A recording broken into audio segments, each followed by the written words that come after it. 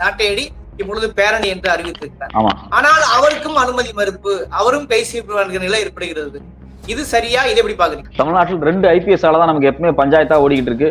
ஒருத்தர் ரவி, இன்னொருத்தர் அண்ணாமலை. இந்த 2 IPSமே வந்து தமிழ்நாட்டில் தோல்வி அடைந்த மனிதர்களாக தான் நான் பாக்குறேன். அவங்களை கண்டிப்பா கைது செய்யப்படுவாங்க அப்படிங்கறத நான் எதிர்பார்க்கிறேன்.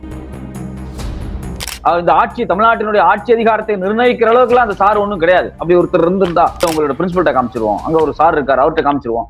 இந்த உரையாடல் அதிகமாக நிறைய நடக்கும். நானே நிறைய சம்பவங்களை பார்த்திருக்கேன். நானும் பல்கலைக்கழகத்துல 8 ஆண்டுகள் நான் பேராசிரியர் இருந்திருக்கேன். நான் பார்த்திருக்கேன். பிற்பாடு இது மாதிரி வெளியிருந்து சில ஆட்கள் செய்வாங்க. எத்தனை சின்ன பொண்ணுங்களை காவு வாங்குவாங்கன்னு தெரியல. அண்ணா நகர்ல ஒரு சின்ன பொண்ணு, அயனாவரத்துல ஒரு சின்ன பொண்ணு, சென்னை பூக்கடையில ஒரு சின்ன பொண்ணு. ஒருவேளை அவர்கள் உள்கட்சி நடக்கக்கூடிய பிரச்சனை திசைப்புத்தான் பேசுகிறாரா என்கிற கேள்வி இருந்தாலும் கூட ஒரு பெண்ணாக அவருடைய கேள்வி நியாயமானதான அந்த அரசியல் எப்படி புரிஞ்சுக்கிறது? 1000 ரூபாய் யாருக்கு வேணும்? என் பொண்ணுங்களுக்கு பாதுகாப்பு வேணும். 1000 ரூபாய் வேணுமா எங்களுக்கு? எங்க பொண்ணுங்களுக்கு பாதுகாப்பு கொடுங்க. அந்த 1000 எதுக்கு வேண்டாம் அப்படிங்கிற மாதிரியும் அந்த திட்டத்தை விமர்சிக்கிறாங்க. அந்த அம்மாவுக்கு 1000 ரூபாய் வேண்டாம இருக்கலாம், அவங்களுக்கு பெட்டி எல்லாம் வேற ரூட்ல வரும். ஆனா எங்களை மாதிரி ஏழை எளிய மக்கள் இந்த 1000 ரூபாய் அப்படிங்கிறது ஒரு மிகப்பெரிய சொத்து.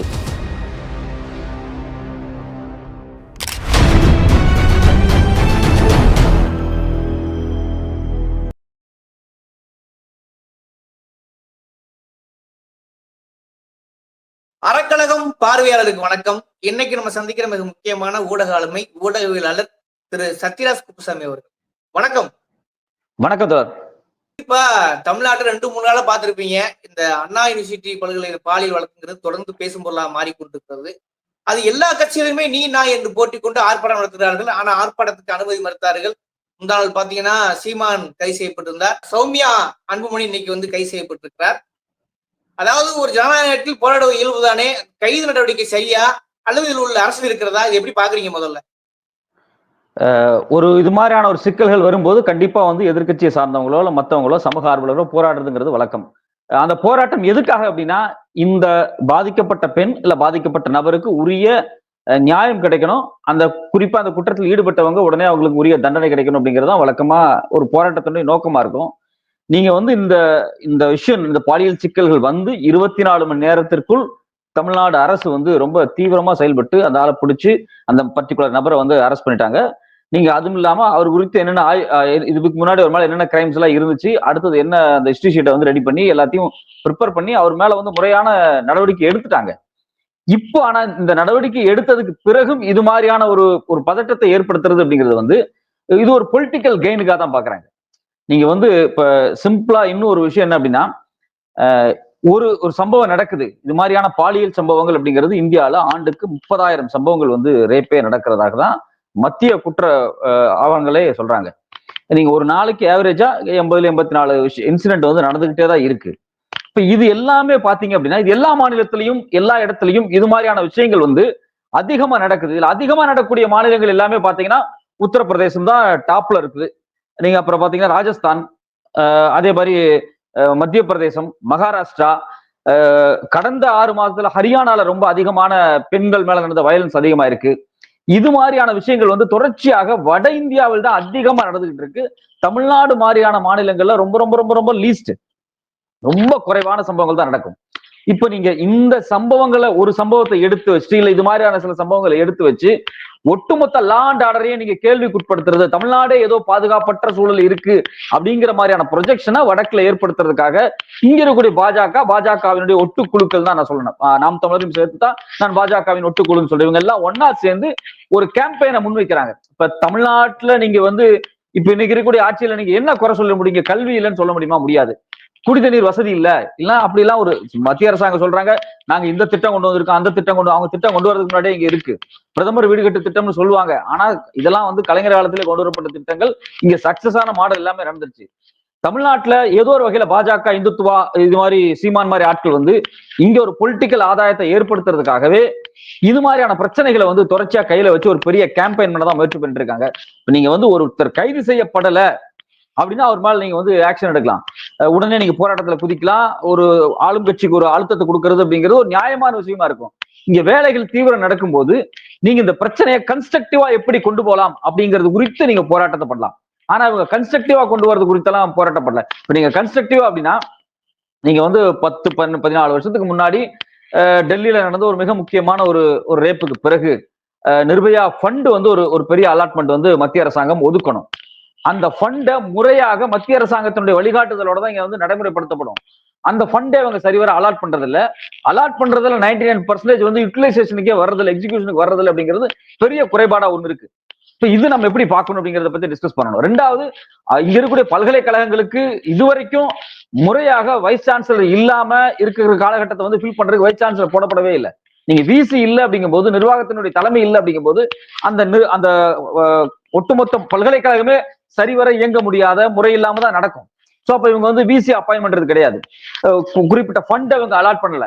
ஸோ இது மாதிரி ஸ்ட்ரக்சரலா நிறைய சிக்கல்கள் வந்து அண்ணா யூனிவர்சிட்டி மையமா வச்சு, அதே மாதிரி மத்திய கல்வி ஃபண்டு வாங்கி நடத்தக்கூடிய இந்த கல்வி நிறுவனத்தை மையமா வச்சு நிறைய சிக்கல்களா இருக்கு. இதுக்கெல்லாம் சான்சலரா இருக்கிறவர் ரவி.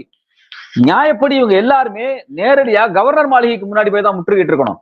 இவ்வளவு பல்கலைக்கழகங்கள்ல பாத்தீங்க அப்படின்னா வந்து வைஸ் சான்சலர் இல்லாம இருக்கு, இழுத்தடிக்கப்படுது, உள்ள வந்து ஒரு இந்துத்துவ லாபி நடந்துகிட்டு இருக்கு, அவங்களுக்கு தேவையான ஆட்களை உள்ள கொண்டு வர்றதுக்காக பண்றாங்க. இது மாதிரி பல சிக்கல்களை பல்கலைக்கழகங்கள்ல கல்வி நிறுவனத்துக்கு ஏற்படுத்திக்கிட்டே இருக்காங்க. இது எல்லாத்தையும் ஒட்டுமொத்தம் அப்படியே மொத்தமா மடமாத்திட்டு இவங்க முழுக்க இந்த பிரச்சனை அப்படி வந்து நேரடியாக வந்து திமுக அரசு, ஆளும் கட்சி அப்படிங்கறத நோக்கி தான் நகர்த்துறாங்களே தவிர, எதை விவாதிச்சா இதுக்கு தீர்வு கிடைக்கும், இதை ஸ்ட்ரக்சரலா எப்படி சரி பண்ணலாம், பல்கலைக்கழகங்கள்ல கூடுதலாக பாதுகாப்புக்கு நாம் இன்னும் என்னென்னலாம் செய்யலாம், இது மாதிரியான விஷயங்களை நோக்கி நகராம இந்த பிரச்சனையை மையமா வச்சு எல்லாரும் தனக்கான ஒரு அட்டென்ஷன் சீக்கிங் வந்து தேடிக்கிறாங்க. அதுல குறிப்பா பாத்தீங்கன்னா அண்ணாமலை எல்லாம் பண்ணது வந்து அவர் வந்து லண்டன் போயிட்டு வந்ததுக்கு அப்புறம் அவருக்கு ஒரு அட்டென்ஷன் கிடைக்கல. அவர் எப்படியா அந்த அட்டென்ஷனை கிரியேட் பண்ணணும் அப்படிங்கிறதுக்காக எல்லா கோமாளித்தனங்களையும் பண்ணாரு, நம்ம பார்த்தோம்.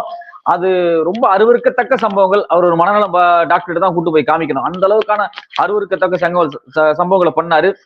அதுக்கு பிறகு ஒவ்வொருத்தரா, இப்ப நீங்க வந்து அதிமுக வரட்டும், அதிமுக காலகட்டத்தில் நடந்த என்னென்ன பிரச்சனைகள் எடுத்து பேசினா அது வந்து அதுக்கெல்லாம் பதில் சொல்லுவாரா எடப்பாடி அப்படின்னு நமக்கு ஒரு கேள்வி இருக்கு. குறிப்பா பொள்ளாச்சி சம்பவம் மாதிரியான விஷயங்கள் எல்லாம் எதுவுமே அவங்க வந்து பெருசாவே எடுத்துக்கல.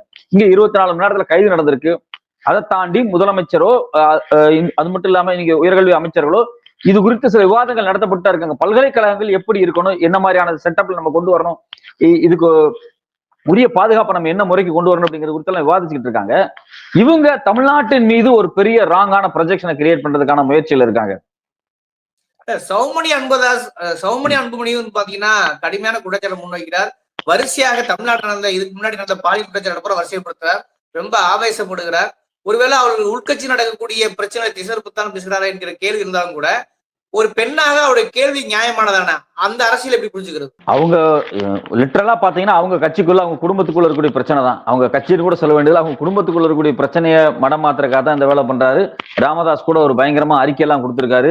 இவங்க வந்து இது அப்படியே மொத்தமா தனக்கு சாதகமா பயன்படுத்திக்கணும். ஏற்கனவே பாத்தீங்கன்னா போன வாரம் என்ன ஆச்சு அப்படிங்கிறது நமக்கே தெரியும். பாமக வந்து ஒட்டுமொத்த ஊடகங்களும் கிழிச்சு தொங்க விட்டுருந்தாங்க அங்க நடந்த சம்பவத்தை வச்சு. இதுக்கு எல்லாத்தையும் அவங்களே அவங்கள வந்து அசிங்கப்படுத்திக்கிட்டாங்க அப்படிங்கிறது எல்லாமே நம்ம பார்த்தோம். இப்ப இதை அப்படியே மனமாத்திரக்காக இந்த இஷ்யூ வந்து அவங்க ரொம்ப ரைஸ் பண்ணி பெருசு பண்ணி பேசிட்டு இருக்காங்க. சீமானுமே பாத்தீங்கன்னா அவர் மேல இருக்கக்கூடிய பல குற்றச்சாட்டுகள் அப்பப்போ வர்றதை மறைக்கிறதுக்காக தான் பண்றாங்க. ஒரு பெண்ணாக அவங்க இருந்து கேட்கக்கூடிய கேள்வி அப்படிங்கிறது நியாயமான விஷயம். ஒரு மாநிலத்தில் இது மாதிரி நடக்குது, நான் கேள்வி கேட்கிறேன். ஆனா இந்த சம்பவங்கள் இன்று என்னவாக அரசு கையாண்டிருக்குதுங்கிறத பார்க்கணும்.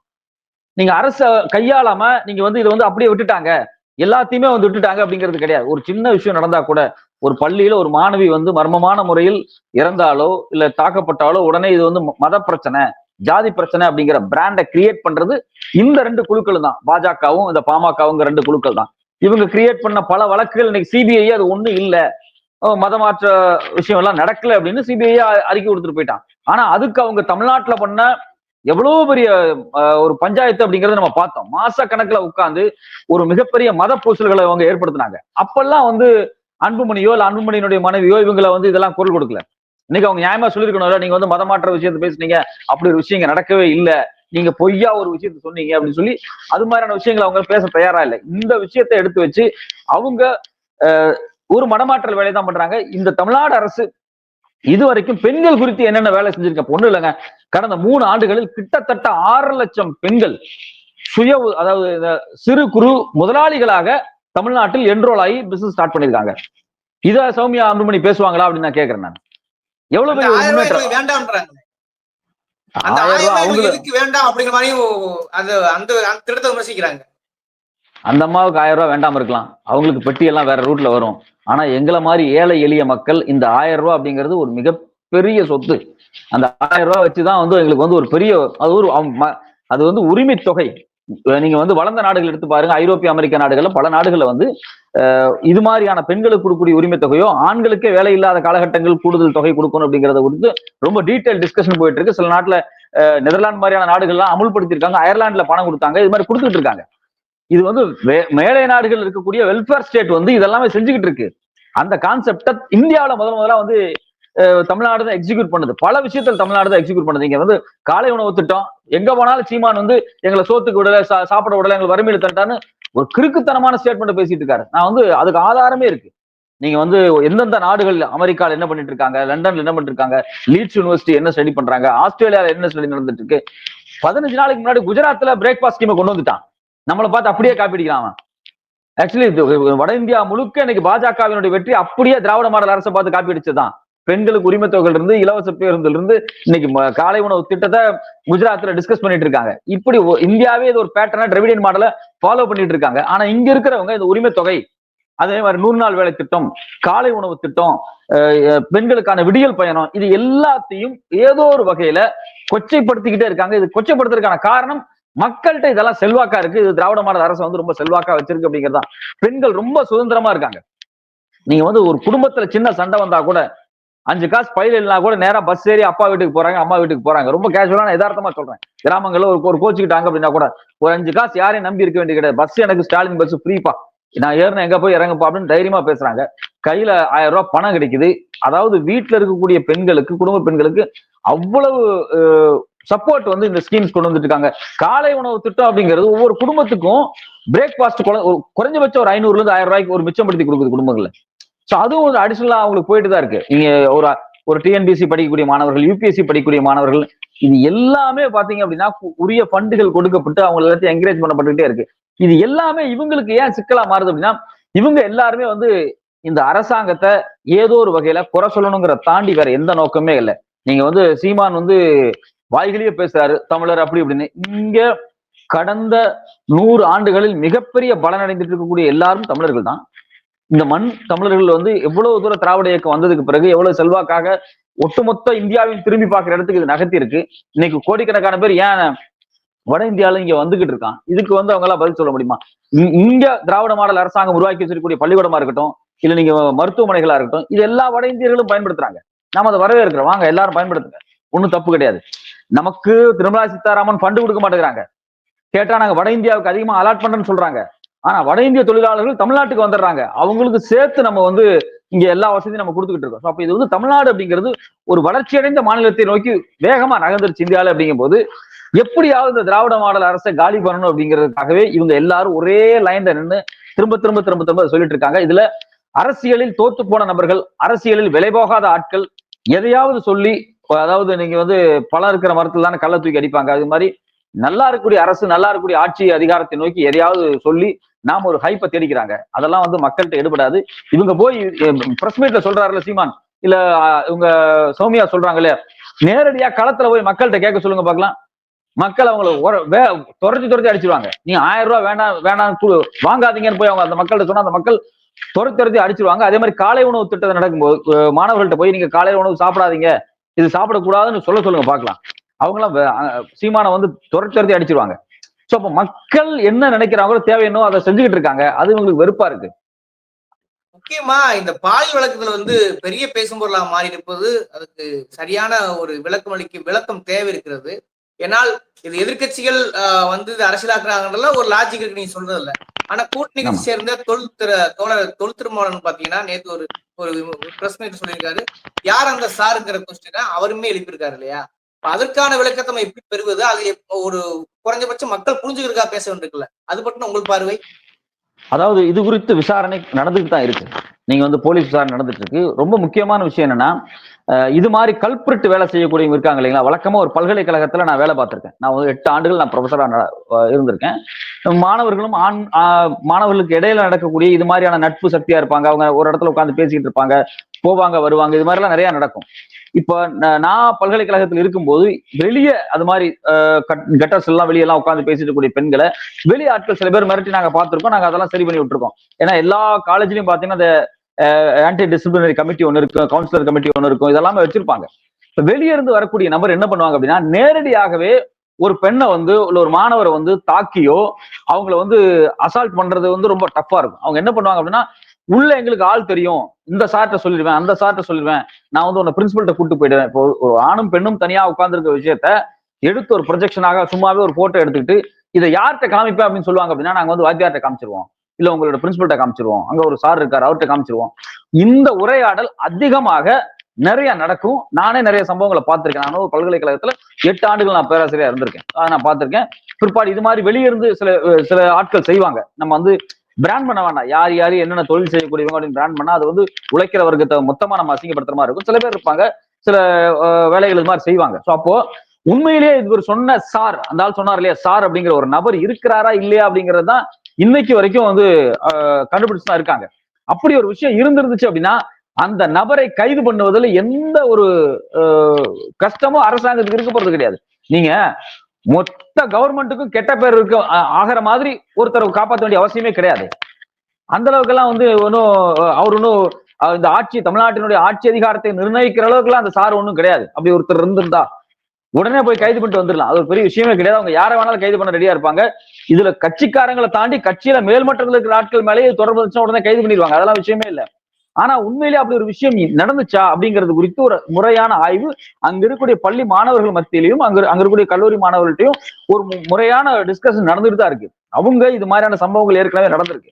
இதுக்கு என்ன சொல்றாங்க, இதுக்கு முன்னாடி ஏற்கனவே இது மாதிரியான விஷயங்கள் நடந்திருக்கு அப்படின்னு சொல்றாங்க. அந்த மாணவர்கள்ட்ட ஆய்வு நடத்தும் போது உண்மையிலேயே சார்னு ஒருத்தர் இருந்திருந்தா அப்படின்னா கண்டிப்பா இந்நேரம் கண்டுபிடிச்சிருக்கலாம்.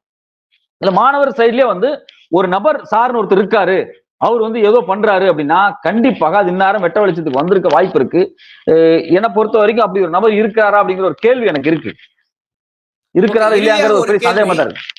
சொல்லுங்க. ஓகே, இறுதியாக ஒரு கேள்வி என்னன்னா, நாளைக்கு வந்து மதுரையில இருந்து பேரணி ஆரம்பிக்கிறார் யாரு, அண்ணாமலை அவர்கள். பாலியல் வழக்குக்காக அவரும் திரும்ப ஒரு சாட்டையடி இப்பொழுது பேரணி என்று அறிவித்திருக்கிறார்.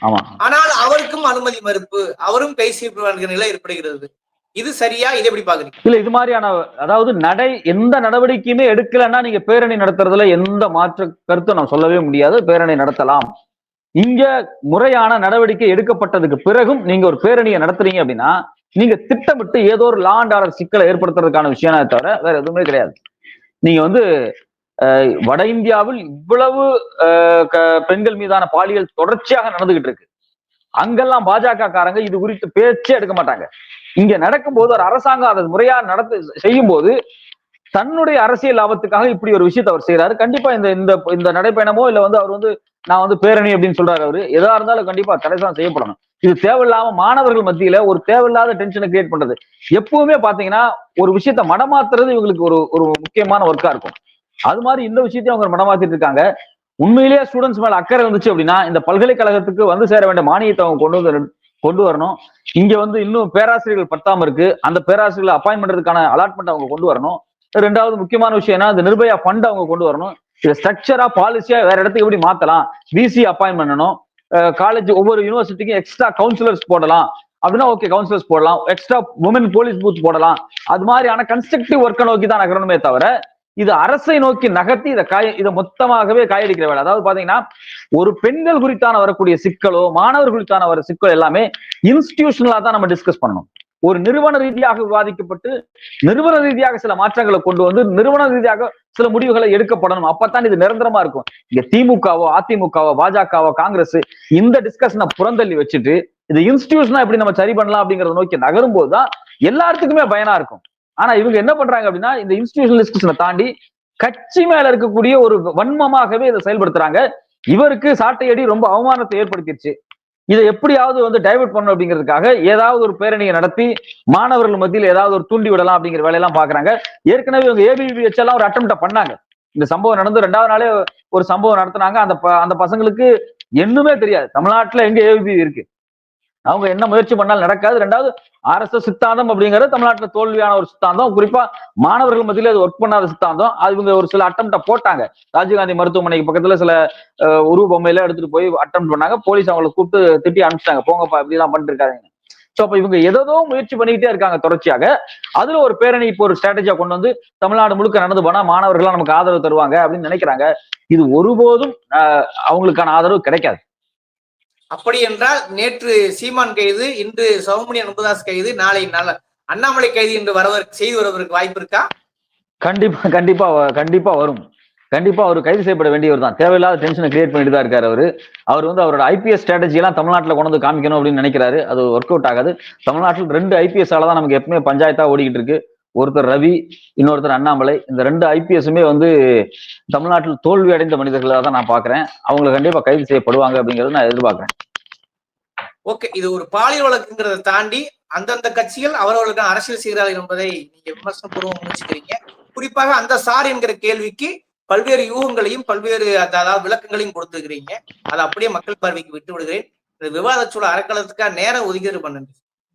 நன்றி சார், நன்றி. போதும் தொடர், போதும்ல, போதும். இந்த சாருங்கிறதே ஒரு பொய்யா தான் தோழர் இருக்கும். ஏன்னா நான் யூனிவர்சிட்டியில வேலை பார்த்திருக்கேன் தோழர். நான் வந்து 8 வருஷம் நீங்க சொன்ன பாயிண்ட் ஆஃப் நல்லா இருந்துச்சு தோழர், நல்லா இருந்துச்சு. நான் 8 வருஷம் எஸ்ஆர்எம் யூனிவர்சிட்டியில வேலை பார்த்திருக்கேன். நீங்க வந்து வெளியே நான் வந்து ஆட்டோ டிரைவர்னு பேர்லாம் சொல்ல, வெளியே ஆட்டோ டிரைவரா இருப்பாங்க, அவங்களா இருப்பாங்க. அந்த பசங்க உட்கார்ந்துட்டு இருக்கும்போது வீடியோ எடுத்துவாங்க, போட்டோ எடுத்துவாங்க, எடுத்துட்டு மிரட்டுவாங்க பசங்களை. நான் சார்ட் அனுப்பிச்சிருவேன், நான் வந்து செக்யூரிட்டி இன்சார்ஜ் அனுப்பிச்சு, இதெல்லாம் மிரட்டுவாங்க, ஈஸியா நடக்கும். அப்ப நீங்க பாத்தீங்கன்னா அது வந்து அது பொய்யா இருக்கும். முழுக்க அதுல முக்காவாசி கேஸ் பொய்யா தான் இருக்கும். நான் வந்து நேரடியா நான் வந்து ஆன்டி ரேங்கிங் ஸ்குவாடா இருந்திருக்கேன் நான் யூனிவர்சிட்டியில. தலைப்பு அண்ணாமலை போட்டு நன்றி தோழர், தொடர்ந்து ஃபாலோ பண்ணுங்க. ஓகே, நன்றி.